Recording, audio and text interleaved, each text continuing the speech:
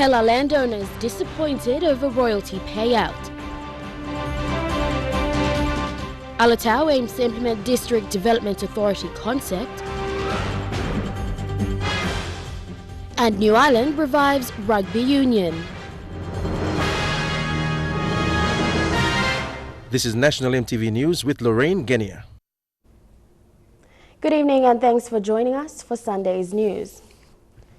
Landowners from the Hela province are still waiting for the government to release their royalties.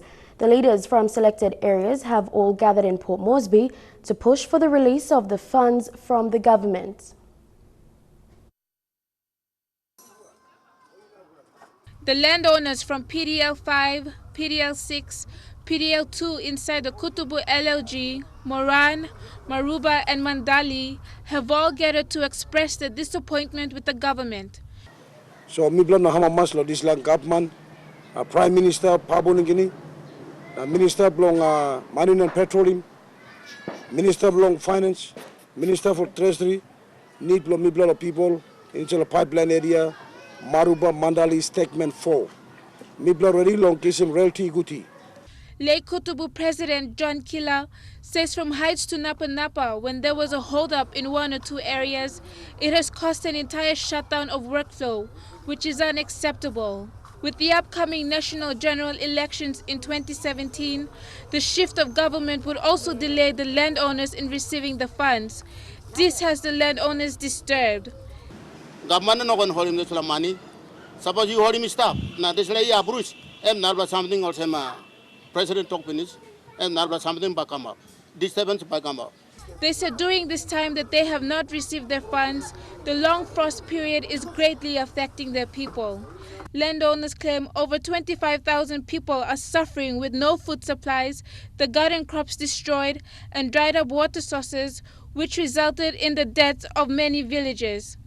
The leaders are now calling on developer ExxonMobil to assist the villagers along the project areas.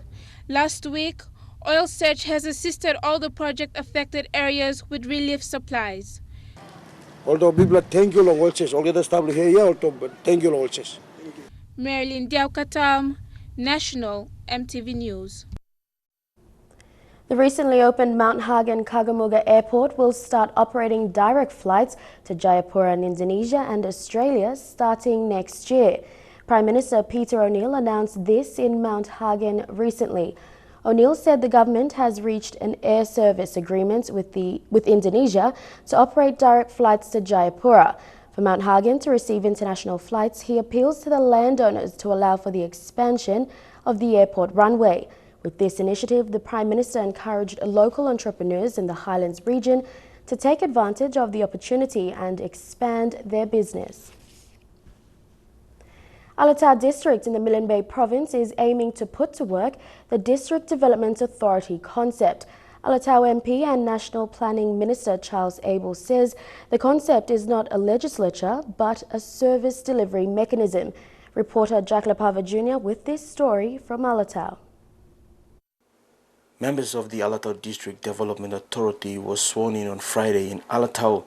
Like other districts in the country, the concept also poses questions of its functions and responsibilities. But Alatau MP and National Planning Minister Charles Abel says it's a concept to drive service delivery mechanism. It's meant to try and mechanize and improve and speed up the delivery of many of the services to our people and to try and bring the government closer to the people. Following that day, the Alatau DDA held its first meeting to discuss how the DDA concept will help its 7 LLG presidents and ward councillors deliver services. Embarks on an effective manpower structure that can effectively and efficiently deliver the much needed services to our rural people. The establishment of the Alatau DDA means drawing up plans, its budget and a project management system where better coordination can help the DDA concept a reality. DPM will come in, finance will come in because we have to think about the budget aspect as well. Despite budget cuts and the current monetary issues, Alatau District is aiming to make use of available funds provided to serve its people. As far as I'm concerned, as far as our Prime Minister is concerned, as far as this government is concerned, we want to get things done. We are about getting Jack Lapava Jr., National MTV News, Alatau. Deputy Prime Minister and Intergovernment Relations Minister Leo Dion says the government has recognized the newly sworn-in members of the North Fly District Development Authority. North Fly MP Boka Kondra has sidelined himself as chairman of North Fly DDA, but appointed Kiunga Town Mayor Wilfred Wan as caretaker chairman. North Fly electorate has had difficulty accessing funds until last week when the District Development Authority was formally sworn in.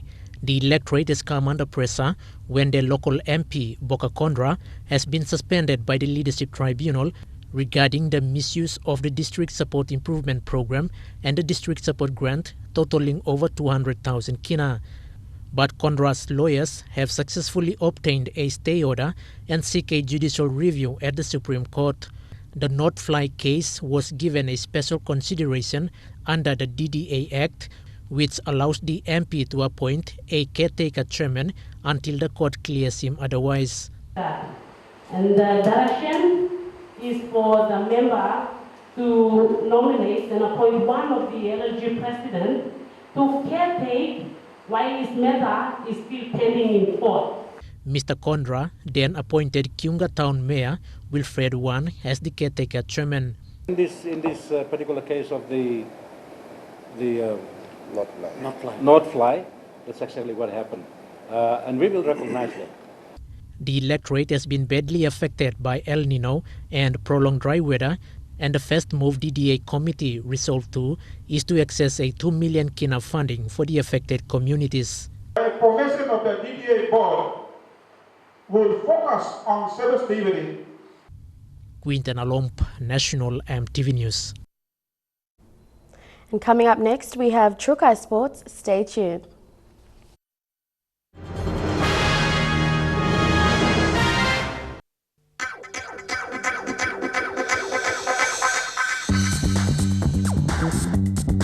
Trukai Sports.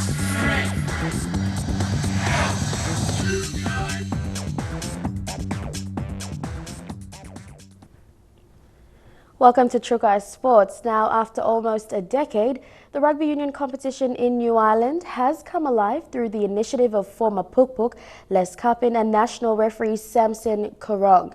The tournament is now in its third week of competition, with many showing interest in the code.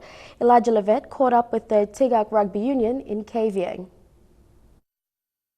A total of 8 teams have registered into the Tigak Rugby Union competition, with different divisions for both men and women. We play with plan the interest so we play with kick off law 8 clubs that's all, so we can easily run this competition for next year suppose you go because big more long 8 clubs can come inside, but we play starting from under 13s, all boys, under 15 and girls all play too, and first time New Ireland running rugby union girls B na A grade. Rugby Union is not that big in New Ireland, but has produced some of PNG's best.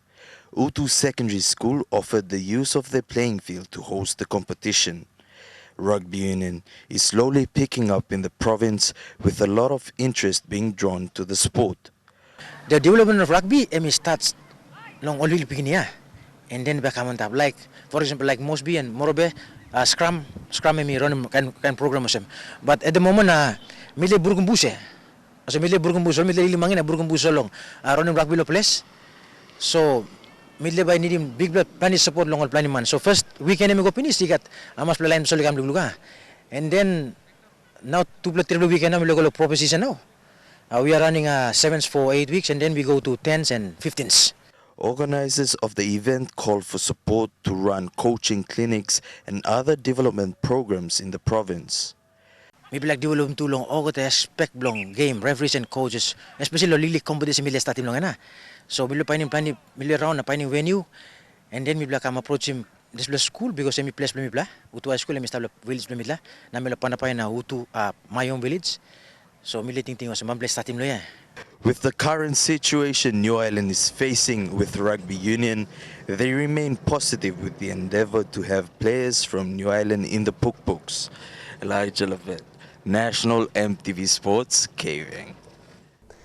Their performance in the 2015 Oceania Sevens Championships has highlighted the level of complacency for many of the PNG Palais. National Coaching Director and Interim Coach of the PNG Palais, Sydney Wesley, spoke exclusively to EMTV upon their return on the areas of improvement for women's rugby in the country. He said one of their biggest failures is not having a strengthened competition nationwide, which in turn provides a player base to the national side. While the East New Britain Rugby Football Union remains the second union in the country to establish a firm women's rugby comp and the first to do so on their own accord, many unions all throughout are yet to follow. Sydney Wesley, who has filled in the shoes of a national women's coach for the year, has said one of his observations over the past 11 months have been the team's cry for a wider player base. Faced with the dilemma of having a very small player base, and when I say player base, we're looking at players who can be really competitive at the level where like the one Auckland recently completed our senior sevens. The team currently consists of women selected straight out of the Capital Rugby Union's competition and girls from the Highlands region, Trisila Rema being one of the standout products. The only way to solve it is to really spread our wings flying wide, and we will be taking a different approach towards establishing a good Palais team. I know it won't happen overnight, it'll take time. While many of these women have set the foundation for the Palais since its establishment less than 10 years ago, it is now time to turn the focus and attention to developing new talent.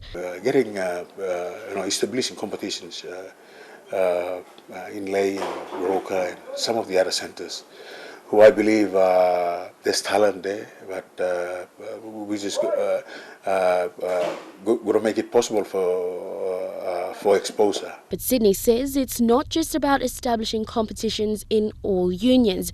It's about identifying, nurturing and developing a playing group. And coming up in Trukai Sports, we'll have the NSL highlights. Stay tuned.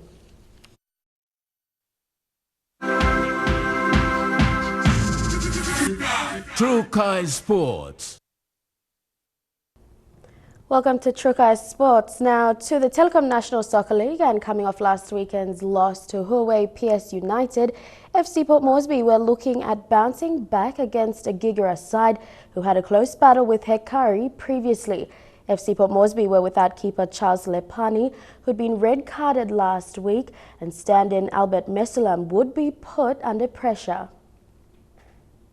In a first half dominated by stoppages, Jamal Sito would make his FC Port Moresby debut after a brief season with Hekari last year, while for Gigera Laitepo, they would be introducing a young winger by the name of July Elijah. Anil Pasam with the first shot on goal, although straight to Richard Lapan, while Theo Sergius went to the skies on the other end. And a brush challenge by Manta Baki on Nathan James showed Gigera were prepared to get physical against FC Port Moresby. Jamal Sito, however, running the offside flag more than touching the ball. On 23 minutes, Basil Jafari was set up, missing with space as a frustrated Moses Arisib lashed out. Theophilus Sergius thought he'd scored soon after the flag raised at the far end. Arisib continued to have a frustrating afternoon while Roland Bala received a card of his own. The resulting penalty saw Elijah score his first goal in the competition in 35 minutes. Brian Tuyana almost scored, the defender bulleting a Jafari corner. And a second corner moments later saw him hit the bar as FC Port Moresby looked desperate to score before the break. Frustrations, however, began to boil over after Jamal Sito equalized as Gigera appeared to lose focus. Neil Hans made an introduction soon after as Jafari made silky runs forward. And Hans let loose. But Sito would score his second after substitute winger Aaron Sexton would set him up. But a moment later, Gigera captain Ian Yanung fired one back for a 2-2 scoreline. It wasn't until the last minute of regulation time that Arisib would receive his redemption. The striker surprisingly given space in a crowded penalty area to head home from point-blank range. Wasn't the prettiest of matches in the second half, with far more players going down to petty challenges. However, the result will suit Gigera, who had been hoping for a win. Jeremy Moggy, National EMTV Sports. And Medang FC has defended its home ground against the Admiralty FC from Manus in yesterday afternoon's NSL match in Medang province. The day was dull in Medang, but when the players took the field, the support was hot and the field came alive. Both teams were strong, giving more motivation to the supporters. The visitors gave the home ground players a tough match when they scored in the first half, but that goal was disqualified. The Medang FC scored in the second half and the referee gave the okay. Me and Masul win. In fact, it was a very tough fight, but knowing very well that I'm home ground below me, I can't lose this game. The Manus Admiralty coach, on the other hand, was not happy. Referees belum Medang ino kan referee NSL here. It shouldn't happen. For the good of the football, I understand that FIFA law it goes and fair play, and for the fair play it must apply for the players and for the officials as well. Rachel Shise, National EMTV Sports, Medang. And that's a wrap on True Kai Sports. Up next, your weather details. True Kai Sports.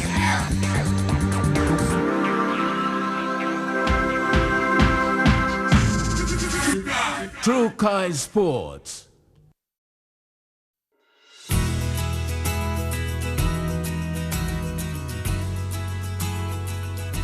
In your weather forecast for tonight and tomorrow, in the southern region, mostly fine for Port Moresby.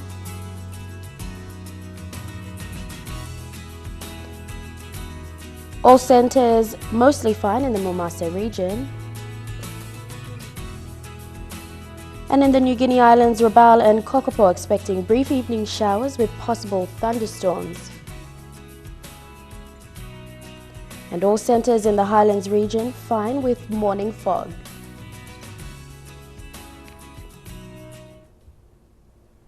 That's the way it is this Sunday, the 29th of November 2015. On behalf of the entire news team, good night.